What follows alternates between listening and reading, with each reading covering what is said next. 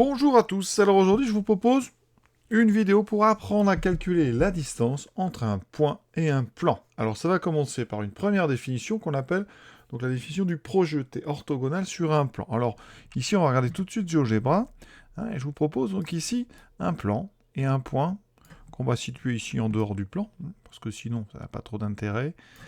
On va donc définir ce que c'est que le projeté orthogonal de A sur le plan. Alors pour projeter orthogonalement un point, il faut tracer une droite qui sera orthogonale au plan et qui passe par A. Autrement dit, une perpendiculaire au plan passant par A. Sur GeoGebra, tout est prévu. Orthogonal, j'indique le point, le plan. Là, voilà cette droite. Et effectivement, vous voyez que cette droite, donc, elle est orthogonale au plan. Alors, ça veut dire que sa direction est orthogonale à toutes les directions que vous pourriez tracer dans ce plan. Le point qu'on obtient ici, c'est-à-dire l'intersection entre le plan et cette droite ici, donc je vais prendre intersection, donc entre la droite et le plan, et bien ce point-là, ça s'appelle le projeté orthogonal de A sur le plan. Et la lettre qu'on utilise très souvent, c'est H. On peut dire que c'est l'initiale de hauteur, parce que souvent, c'est là qu'on fait des projetés orthogonaux dans un triangle, quand on prend la hauteur. Le pied de la hauteur, un triangle, c'est le projeté orthogonal d'un sommet sur le côté opposé.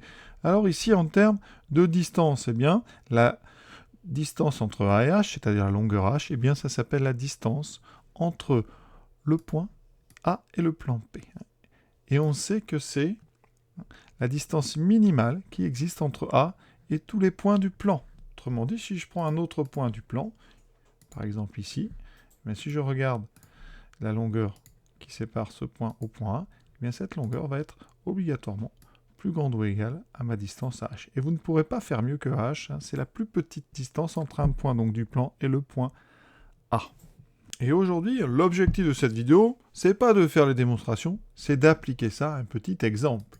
Et cet exemple, ici, je vous propose, on a donc un repère, on considère un point A, de coordonnées donc 6, 1, 6, et un plan P dont je vous donne l'équation, donc 5x plus y plus 4z moins 11 égale à 0. Et voici ce plan sur GeoGebra. On a le point A, d'accord, le plan. La première chose qu'on va faire, je vous l'ai dit, c'est de tracer, de déterminer ici en fait la perpendiculaire au plan passant par A, donc c'est cette droite-là, d'accord. Nous, dans l'exercice, on va en déterminer une représentation paramétrique à l'aide d'un vecteur directeur, et ensuite, on fera l'intersection. Alors, la première question qu'on peut se poser, c'est bien cette droite ici. Pour en dresser donc, une représentation paramétrique, il faut un vecteur directeur. Alors, quel vecteur directeur va-t-on prendre pour cette droite? Eh bien, c'est assez simple. Il suffit de prendre un vecteur normal au plan. Un vecteur normal au plan, eh bien, ça sera forcément un vecteur directeur de la droite, puisque la droite est orthogonale au plan. Alors, comment trouver un vecteur directeur d'un plan? Eh bien, quand on dispose d'une équation cartésienne, eh bien, c'est très, très rapide. Et ça, c'est du court. Donc, première chose, le plan P, donc, a pour équation cartésienne 5x plus 2y plus 4z moins 11 égale 0. Donc, on a vu dans le cours, eh bien que dans un repère orthonormé, les coefficients des variables x, y et z, eh bien, ce sont les coordonnées d'un vecteur normal de ce plan. Donc, n, le vecteur de coordonnées 5, 2, 4, est normal au plan P. Et donc, par conséquent, c'est un vecteur directeur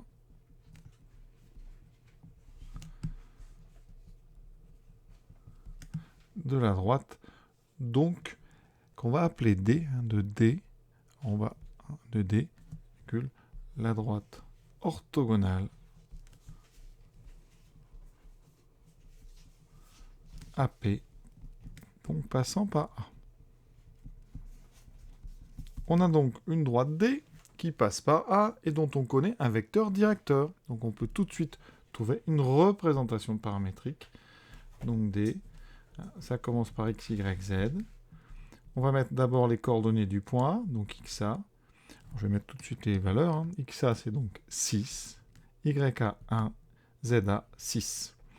Et ensuite, on a notre vecteur normal, donc plus 5t, plus 2t, plus 4t, et t appartenant AR. Deuxième question. Déterminer les coordonnées du projeté orthogonal de A sur P. Eh bien, H, on va l'appeler H, le projeté de A sur P, donc le projeté orthogonal, et donc l'intersection entre le plan P et la droite D. Et donc on va résoudre un système. Ce point H, donc de coordonnées x, y, z, il appartient à P inter D. Eh bien, si et seulement si, il vérifie un système composé des trois équations formant la représentation paramétrique et une quatrième équation, l'équation cartésienne du plan. D'accord ? Donc c'est un système à 4 équations, 4 inconnues.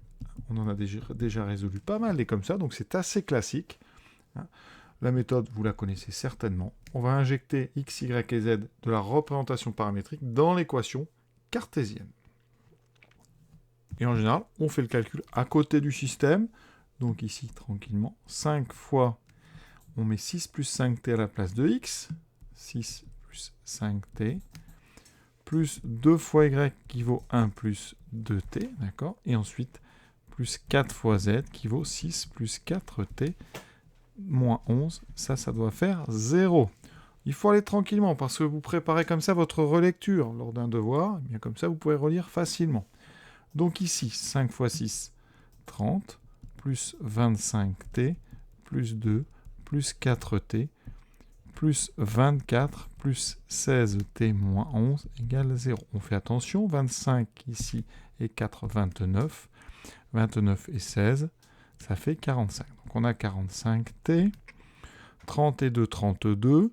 32, moins 11, on va tout de suite faire ça, ça fait donc 21 plus 24, ça fait 45. Donc 45t plus 45 égale 0. Ça nous donne t égale moins 1. Donc ça, déjà, ça nous indique effectivement qu'il n'y a qu'une seule intersection entre ces deux objets, P et D, et que cet objet, c'est un point qui correspondra à la valeur moins 1 du paramètre de notre représentation. Et c'est là qu'on revient donc à notre système. Ça équivaut donc à t égale moins 1, x égale 6 plus 5 fois moins 1, donc 6 moins 5. Y vaut 1 moins 2. Il faut aller doucement. Ce n'est pas la peine de se presser. 6 moins 4. Donc, x égale 1. Y égale moins 1. Z égale 2. Et donc, toujours t égale moins 1. Voilà. Donc, eh bien, notre point H, puisqu'on l'a créé, ses coordonnées, c'est 1, moins 1 et 2. On va quand même vérifier sur GeoGebra tout de suite. Donc voici notre figure avec notre point H et GeoGebra m'annonce 1, moins 2, 2. Et c'est effectivement ce qu'on a trouvé. 1, moins 1, 2. Dernière question. Avec ça, on en déduit la distance. Donc, on a vu la distance, donc on va l'appeler D. On peut noter ça en maths. D, on ouvre les parenthèses et on met A, virgule, P. La distance entre l'objet A et l'objet P. Et ça, c'est le D pour distance. Ça sera donc ici la distance entre A et son projeté orthogonal. Donc c'est AH. D'accord ? Pour calculer AH, on a besoin des coordonnées de A. Donc je les réécris. Ça, sur une copie, c'est pratique. Vous mettez vos coordonnées. Vous écrivez H. 1, moins 1, 2. Vous calculez les coordonnées du vecteur H. 1, moins 6, moins 5. Moins 1, moins 1, moins 2. 2, moins 6. Moins 4. Ensuite, on utilise les propriétés. On est dans un repère orthonormal. Donc, on va faire la somme des 3 carrés. Et on prendra la racine. Donc, moins 5 au carré, le moins disparaît. Ça, c'est très important. Moins 2 au carré, le moins disparaît. Moins 4 au carré, le moins disparaît. Ça fait ceci. Donc, ça me fait racine de 45. 45, c'est 9 fois 5. Donc, ça fait 3 racines de 5. On vérifie tout de suite sur GeoGebra. Pour ça, je vais créer le segment AH. Donc ici, le AH. Vous voyez qu'à droite, on m'annonce 6,71 comme longueur. Évidemment, c'est approché. Donc, je vais taper racine de 45. Et ça me dit, ouais, à peu près 6,71. Donc, a priori, on a fait du bon travail. Voilà. L'exercice est à présent terminé. Donc c'est important vraiment de savoir faire ce genre de choses parce que c'est vraiment, ça fait partie de ce qu'il faut vraiment savoir faire quand on se prépare pour le bac. Voilà, je vous souhaite une bonne fin de journée à tous. À bientôt pour la suite.